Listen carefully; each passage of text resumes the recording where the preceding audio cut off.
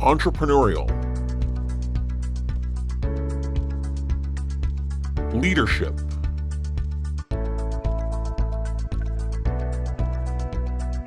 intellectual.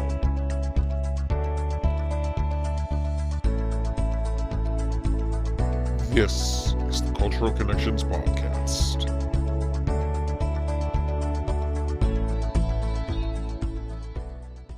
And good evening, everybody. My name is Brian Ives, and I am the producer and host of the Cultural Connections Podcast. Before I introduce our guests this evening, I want to remind all of our viewers that we are recording this episode live on Monday, February 20th, 2023.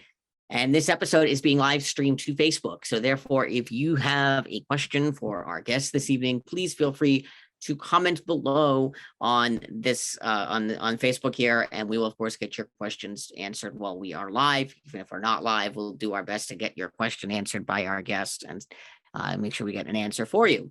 So today's topic on the podcast is specifically for our viewers that are local in Newton, Massachusetts, which is where we broadcast from. Today on the podcast, we're going to be doing basically a Newton, Massachusetts update with a specific focus on the big thing going on in Newton, Massachusetts, which is the special election being held on March 14th for an override that is going to be held happening in the city. And here to discuss that with me here on the podcast is Tarik Lucas. Tarik is the city councilor from large from Ward 2 for Newton, Massachusetts. Thank you again for coming back and joining me for your third time, I think, on the podcast now. Yes, thank you very much, Brian, for having me back. And it's very good to be back on the Cultural Connections podcast. Great. Well, thank you again. So let's get right into it. We'll dive right into this. Our residents that have not been paying attention to what's been going on in the city, can you update us on exactly what this override is and the 3 ballot questions specifically that will be taking place on March 14th? Yes, absolutely. So on March 14th, there will be an election, a special election, and there will be 3 questions on the ballot. They are 3 overrides, whether or not to raise the tax levy on property taxes in Newton. The first ballot question is what we call an operating override. It's $9.1 million. And there are many things in it, which I think we will go into later on in the show. But that requires approval by the voters to raise that tax levy. The other 2 overrides are what we call debt exclusion overrides. And those are to fund 2 school buildings, the Countryside School and the Franklin School. The Countryside School being in Newton Highlands, the Franklin School being in West Newton. Okay. All right. Well, thank you. All right. So that's good to know. Let's dive then further into this and talk. Let's start first in basically just for our viewers that don't quite understand what is the difference between the override and the debt exclusion. What is the 2 differences between these 2? Yes. Well, let's talk about the debt exclusions first. So those are to fund specific projects. In this case, it is 2 school buildings. The Countryside School in Newton Highlands, that will be an annual tax increase of $2.3 million to fully fund a new Countryside School on the current site, which sits on Dedham Street in Newton Highlands. And the third ballot question, or question number 3, is a debt exclusion to fund a new Franklin School, and that is $3.5 million a year. And that again is to fund a brand new Franklin School in West Newton. And those are debt exclusions, meaning once the bonds have been sold, the tax increase will expire. It is not a permanent tax increase. The permanent tax increase is question number 1, which is the operating override. That's actually $9.175 million. And that is again, that requires approval from the voters. to raise the taxes. And I don't know if you want me to go into those things that are in it right now. Go into it, start a little bit into it, and then we'll dive deeper. Okay. Certainly. So in the operating override of 9.175 million, there is $4.5 million that will go to the school department, $775,000 to fund the renovations for the Horace Mann School. We have $1 million for the parks, playgrounds, and fields, $1.4 million for roads and infrastructure, $500,000 for trees, $500,000 for climate related projects, and $500,000 for senior programming. And that is what makes up the $9.175 million. Okay, well, that's good to know. Now, let me ask you about specifically with the debt exclusion for the countryside school, because as someone who's done some reading up on this and understanding on this, is that as I have come to understand this, is that with this particular project, that for those that don't know, there's the Northland development, and that they had committed at the time, from what I heard a couple years back, to pay for some portion of a new countryside school. There was that. Then I think there were also funds that were coming from the Mass School Building Authority, if I'm not mistaken, as well. What is the additional need for a debt exclusion on the countryside school when, I mean, is it that much more expensive that we still need to raise the debt exclusion specifically for this project? Yeah. So the state, the Massachusetts State Building Authority, MSBA, they are providing $20 million for a new countryside school. The condition being that Newton must find its own funding source, meaning a debt exclusion override. So that $20 million is only available if we pass that particular override. And you mentioned the Northland development. I believe they are providing, I think, approximately $1 million. I don't remember the actual amount, but it was somewhere around $1 million to help fund a new countryside school. And just so that everyone knows, the nominal cost to build a new countryside school and Franklin School, once we get into the Franklin School as well, but the nominal cost is approximately $60 to $61 million.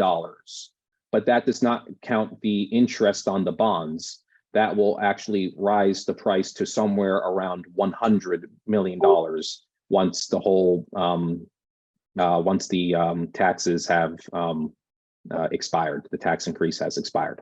It will come to about $100 million. All right, no, that makes sense. Now, what it means, the overall cost then, what is the overall projected cost then for the countryside school then, if we take what we already have? So it is necessary then for a debt exclusion for the countryside school. If the debt exclusion does not pass, let's say, where does the fund, how does the funding come about then for the countryside school?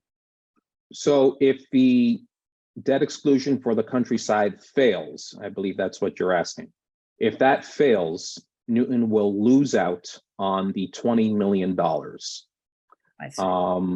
We would still keep the $1 million from the Northland development, to the approximate $1 million from the Northland development. But we would have to find another funding mechanism, which we would probably have to, we wouldn't be able to raise taxes. We would have to fund it through any, like how we do any other capital projects. We would have to bond it, but we wouldn't do it through a tax increase. And it would certainly set Newton back on capital projects, other capital projects. So that is why the advocates for the Yes campaign believe that we should pass the countryside school. We would be throwing away $20 million if this gets voted down. Okay, and then let me actually, well, before we go further, I want to remind all of our viewers that are just tuning in with us right now. If you're just tuning in with us, either watching hear us on Facebook or tuning in later on, either listening or watching, we are recording live on Monday, February 20th, 2023 on Facebook, and we are doing a Newton, Massachusetts update with City Councilor Tarik Lucas, Ward 2 at large. So as we continue on here, let's talk about the fact here. I'm curious to know, so we have these two data collisions for two different schools, the Franklin School and Countryside School. Were those the next two top priority schools that were in line to because I was always under the impression that there was seeming a lot of talks for a while that the Lincoln Elliott School was in much of a disrepair and that was at one of the higher top lists. Now it seems like things have got shuffled around. How did all of a sudden we reach the conclusion that Countryside and Franklin were the next two on the list? Well, that's a very good question, Brian. And with the exception of Cabot, Ainger, and Zervis, a lot of our elementary schools are in need of renovations or brand new schools. And that is due to years, if not decades, of, quite frankly, poor building maintenance. And I give all the credit to our former mayor, Seti Warren, and our current mayor, Ruth Ann Fuller, for getting us on the right path to getting our school buildings up to speed. With respect to Lincoln Elliott, that school building is on the CIP, the Capital Improvement Plan, and it is being bonded right now. And we will have a new Lincoln Elliott School in the future. So it is not being ignored. Okay. All right. Well, let's now switch over to talking about the operating override that you mentioned, the first ballot question of the three. And there's a lot in there. And I want to dive deep into this a little further. One of the things that sort of stuck out to me, I mean, is some of the other fundamental services that we hear about in the city. We hear in that operating override, there was obviously seeming to be more funding. I was a little surprised hearing about the idea of more funding for trees in the city.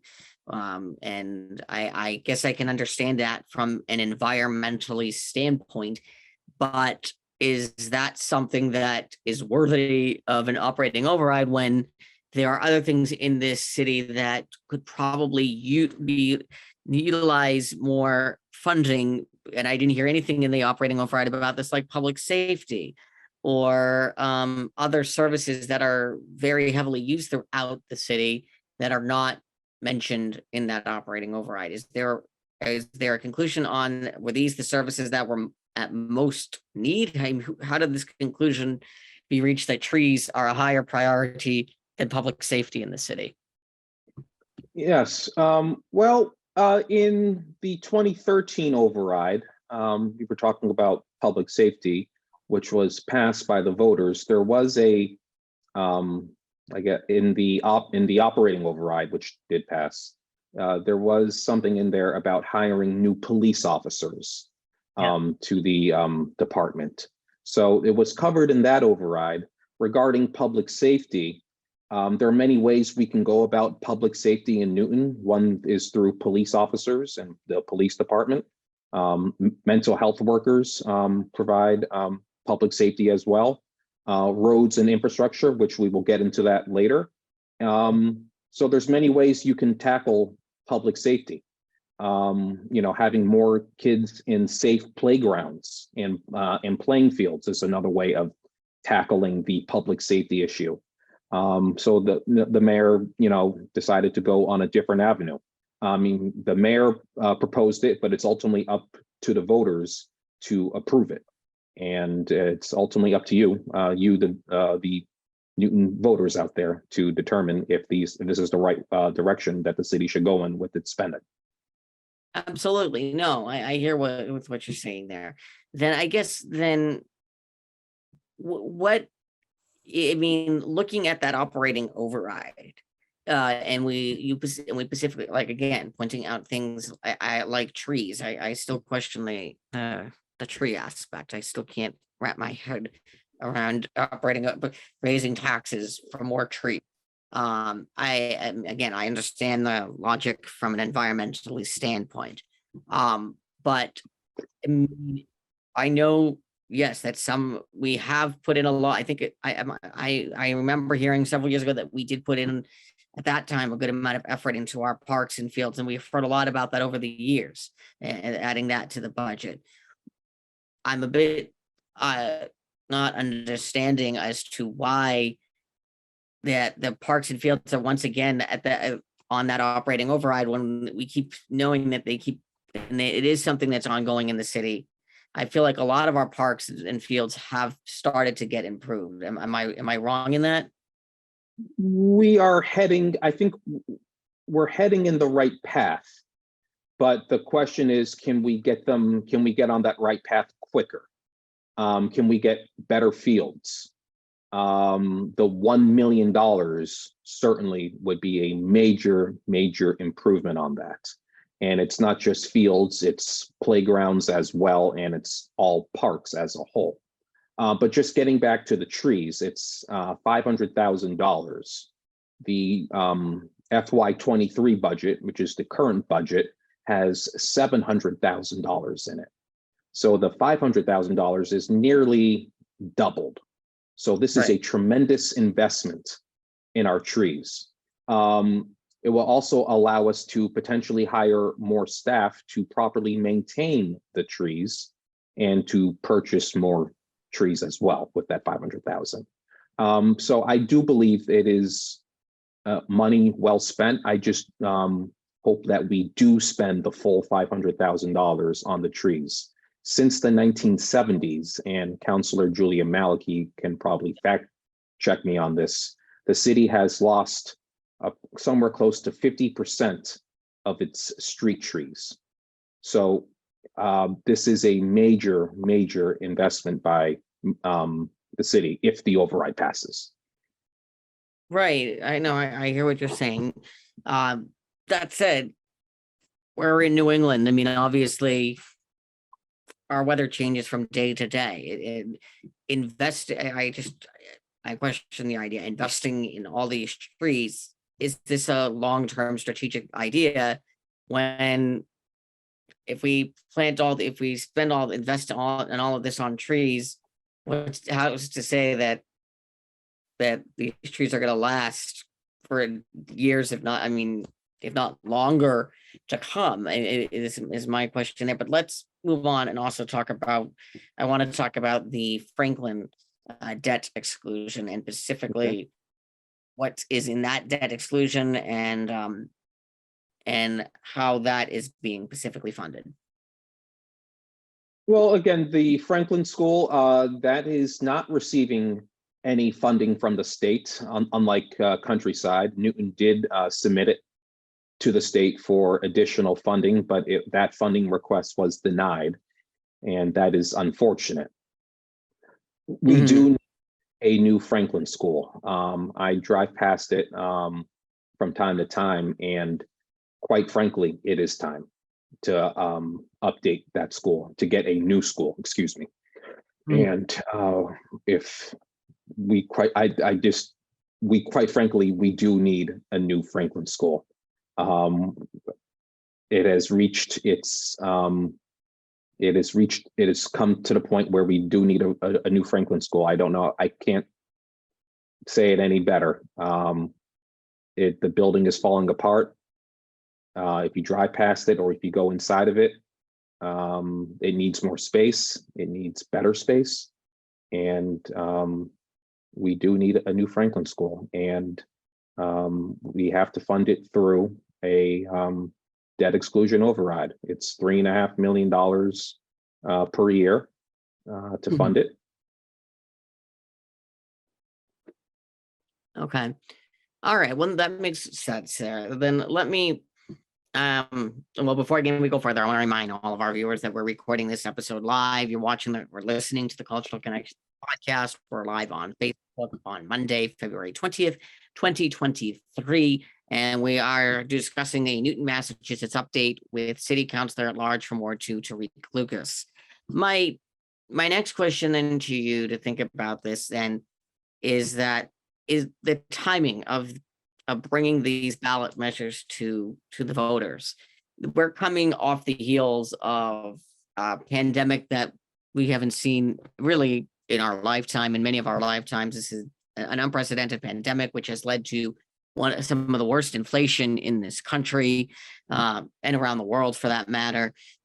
Is now the right time to, to press to the voters and to push the voters into an override and to debt exclusions when a lot of voters are still stiff for cash and trying to get their way, push through their day to day? Is this now the right time to do this?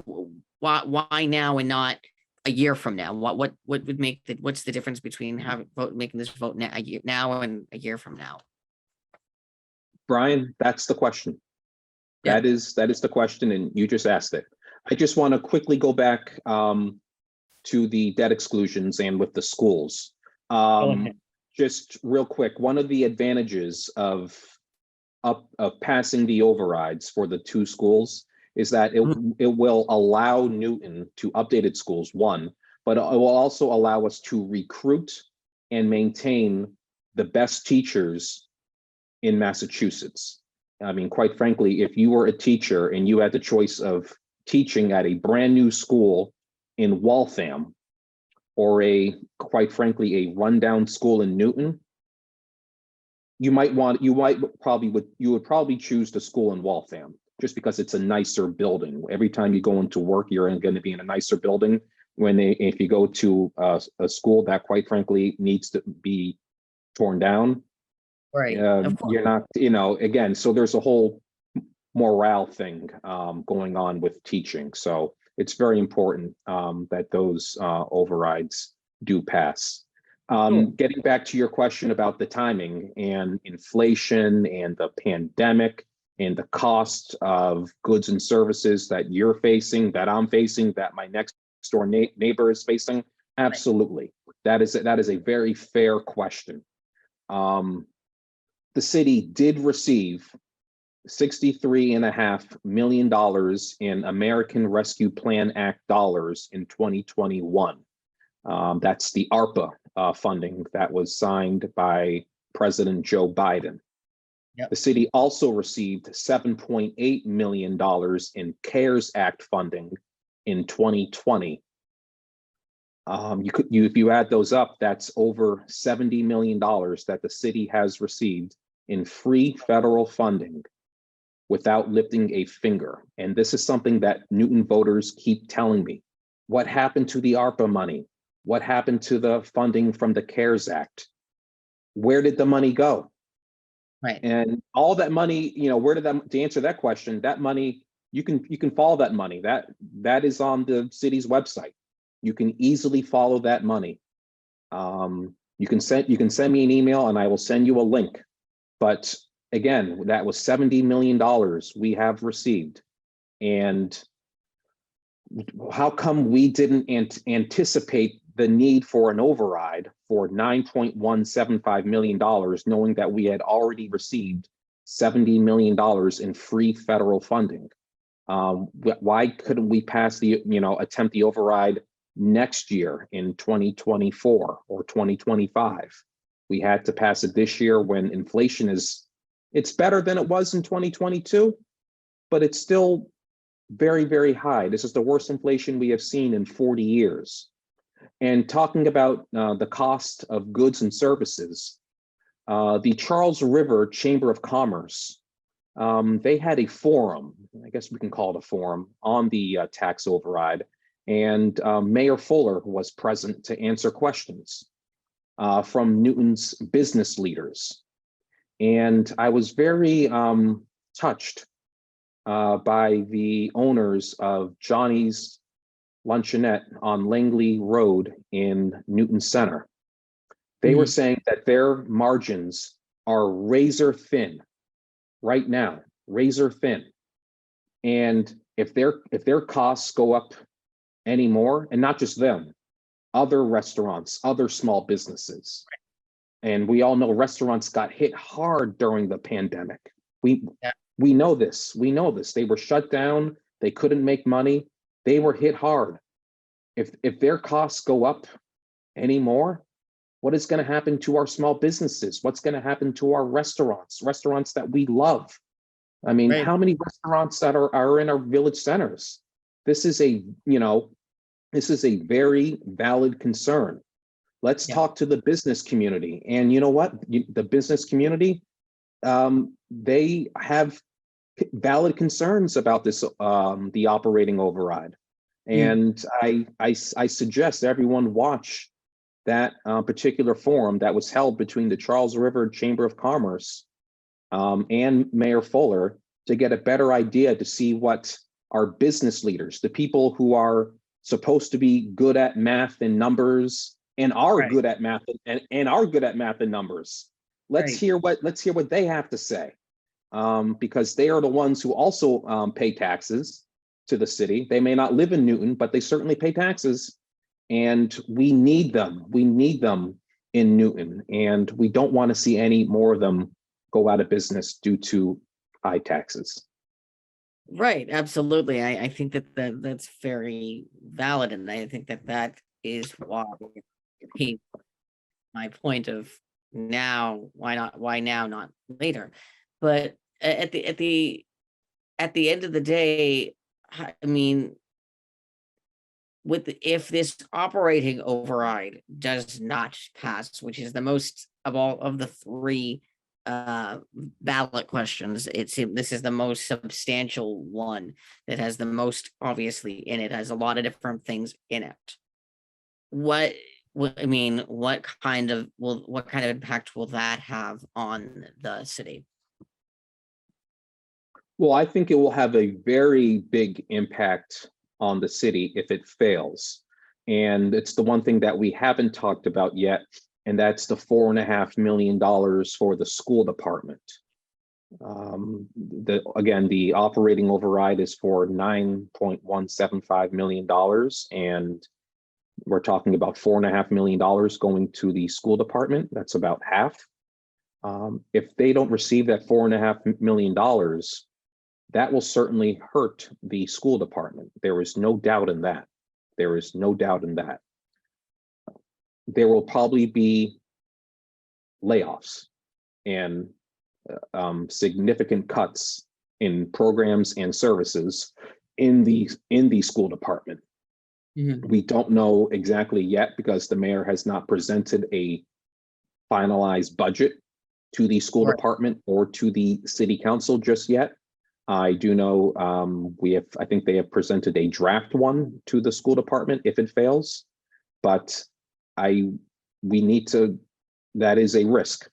I just want to make it clear that is a risk. If the operating override fails, there will be significant cuts to the school department with layoffs. And there were layoffs in last year's budget in FY23. This particular budget with the school department, with teachers, and I voted against the budget last year because of this. So this is going to be very, very challenging for the city if the operating override fails. I see. Okay. Well, in the last few minutes here, then when we're thinking about all of this here, is that obviously what we know is that people move to Newton because of our great school system and the community of Newton. But when you keep adding development after development in the city, that then does overcrowd the schools. How do you put a balance in the fact that you're overcrowding the schools, you're trying to add more budget to the school, but you're also which in essence it seems is that you're pushing to have more people come into the city while trying to push out those people who, I mean, it seems like who have been in the city who've been living in the city for a long time. How do you put that balance into effect of saying, okay, I mean, we're going to move to Newton because, okay, there may be higher taxes now in Newton, but how do you push that on to someone that's been living in Newton for their entire life? How do you balance that effect and say, and make them understand that there's a balance here? That I think that is something that is hard to balance, if I'm not mistaken. Yes, yes. So there are tax deferral programs for seniors, veterans, and folks who are disabled. And those are governed by state law, which Newton has opted into for this override. So if you are one of those people who is potentially going to have some additional tax payment problems or issues with this override, assuming that they pass, we do have programs in place for those. One thing that is not in place for those are homeowners who don't have money, who don't fit into those categories. And that is probably, I'm not going to speak for those individuals, but those individuals would probably vote no. But again, I don't want to speak for them. The other issue that you raised regarding school enrollment and development. So we are going to have more development in Newton. That's just a fact. We have the Riverside development, which has not started construction. We have the Northland development, and we have other developments that have, and some have not started construction. So far, with the developments that we do have, and the ones that have been permitted, we are projecting in the elementary school level a decrease. Again, the projection right now in the immediate future is a decrease in elementary school, however, but an increase in high school. And in the past decades, the school enrollment did decrease. This is back in the 70s and in the 80s when they closed about, I think it was 4 or 5 neighborhood schools, one of them being the Emerson and Upper Falls. Right. But these things ebb and flow. They ebb and flow. And I would not correlate the school enrollment with this particular override. That's just how I view it. That is my personal opinion. I would not conflate the two. But you do mention another thing about development, which has not been discussed enough, in my opinion, and that is the building permit fees, the one-time building permit fees. I'll just read off a couple to you. The Northland development, which is on Needham Street in Upper Falls, which I know you know a thing or two about, Brian. They are paying an estimated one-time building fees of approximately $10 million. The Riverside development in Lower Falls is approximately $6 million. The Dunstan East development on Washington Street in West Newton is approximately $1.7 million in building fees. And the Riverdale development in Nonantum on California Street is $1 million.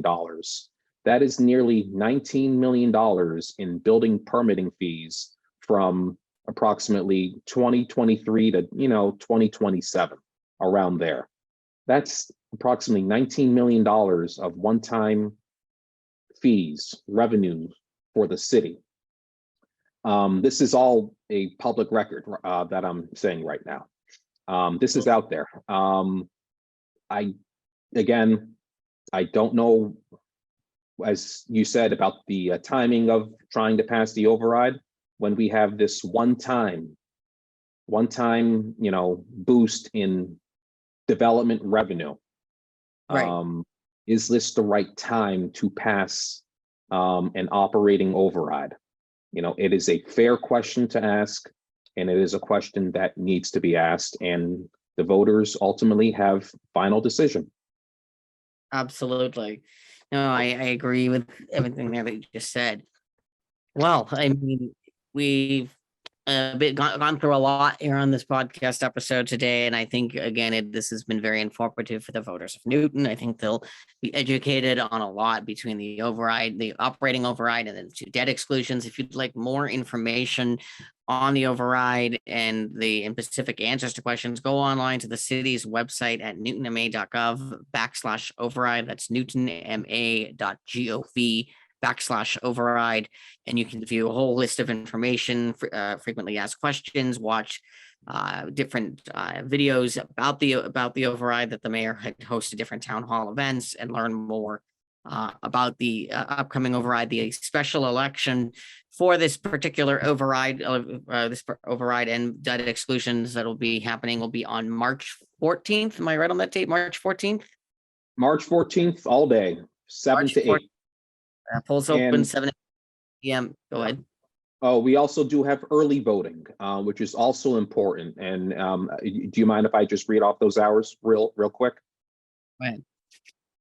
We have March 3rd from 8:30 to 5, March 4th and 5th from 11 to 5, and March 6th and 7th from 8:30 to 5. Early voting is at Newton City Hall. It's that building behind me right now.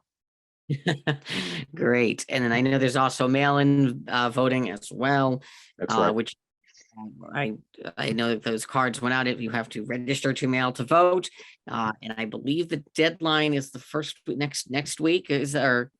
Deadline is approaching. I would highly suggest if you do want to mail in your ballot, you contact the elections department at City Hall or go to the elections department webpage on the city's website. Okay, well, that's great to know. Well, again, thank you, Tarik, for joining me today and giving all of this valuable insight of information. It's up to you, the voters, now to decide on your future of Newton and what you would like to see. So if you have questions or comments about this episode or would like to submit ideas for future episodes, please feel free to email me directly at brianives, that's at gmail.com. That's BRIANIV as in Victor, ES at gmail.com. So again, thank you for watching thank you for watching or listening to the Cultural Connections podcast. I'm Brian Ives, and I am the host and producer of the Cultural Connections podcast. Thanks for watching. Thank you again for watching this episode of the Cultural Connections podcast. For more information on today's episode, be sure to check out our social media pages on Facebook, Twitter, and Instagram. You can also watch this episode again in its entirety on our YouTube channel. This podcast is also available on listening platforms Spotify, Apple Podcasts, Google Podcasts, Pocket Casts, Breaker, Radio Public, and New TV. Thanks again for watching this episode of the Cultural Connections podcast.